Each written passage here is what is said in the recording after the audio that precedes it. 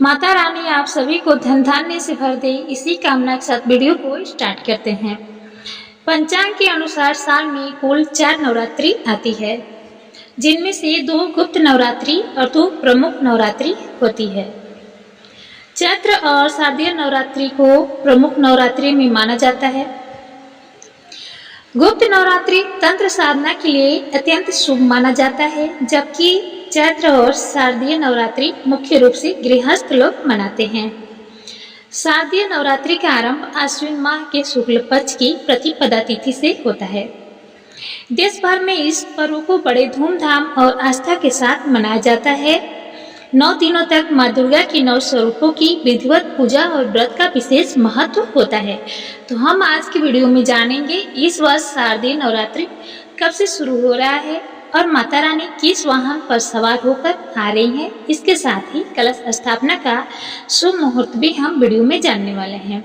तो विनम्र निवेदन करूंगी कि आप मेरे चैनल को सब्सक्राइब अवश्य करिएगा। शारदीय नवरात्रि 22 सितंबर से आरंभ हो रही है, जो 2 अक्टूबर को विजयदशमी यानी दशहरा के साथ समाप्त होगी। पंचांग के अनुसार कलश स्थापना का शुभ मुहूर्त सुबह 6:09 से सुबह 8:06 तक रहेगा।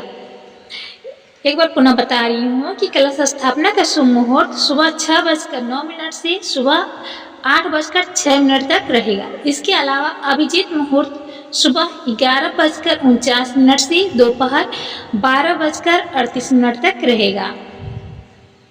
अब हम जानेंगे कि माता रानी किस वाहन पर सवार होकर इस बार नवरात्रि पर हमारे घर आ रही हैं। तो दोस्तों, पुनः निवेदन कर रही हूँ, मेरे चैनल पर आपको हमेशा बिल्कुल सही और सटीक जानकारी मिलती है दोस्तों, तो प्लीज़ प्लीज़ प्लीज़ आप मेरे चैनल को सब्सक्राइब अवश्य करिएगा। यदि नवरात्रि की प्रतिपदा सोमवार या रविवार को हो तो माता दुर्गा हाथी पर आरूढ़ होती है, यानी कि सवार होकर आती है। अगर नवरात्रि शनिवार या मंगलवार को पड़े तो माता घोड़े पर सवार होकर आती है, ऐसा माना जाता है। यदि प्रतिपदा तिथि गुरुवार या शुक्रवार को हो तो माता डोली यानी कि पालकी पर सवार होकर आती है। यदि यह दिन बुधवार को हो तो माता दुर्गा नौका यानी कश्ती पर सवार होकर आती है। दोस्तों, नवरात्रि में माँ दुर्गा का गज यानी हाथी पर सवार होकर आना बहुत ही शुभ माना जाता है। इस वाहन में सवार होकर आने से वर्षा प्रचुर मात्रा में होती है। इसके साथ ही खुशियों की दस्तक होती है, सुख समृद्धि में वृद्धि होता है। इसका मतलब है कि पूरा साल सुख समृद्धि सौभाग्य लेकर आने वाला है। इसके साथ ही वर्षा होने के कारण अनाज भी बहुत ही बढ़िया होगा इस साल। दोस्तों, मैं उम्मीद करती हूँ कि मैंने जो भी जानकारी आपको दी वो आपको पसंद आया होगा। मैं नवरात्रि पर एक स्पेशल वीडियो फिर से बनाकर लाऊंगी। पुनः निवेदन कर रही हूँ, विनम्र निवेदन कर रही हूँ, मेरे चैनल को आप सब्सक्राइब कर लीजिए। हम आपसे मिलेंगे नेक्स्ट वीडियो में। बहुत बहुत धन्यवाद।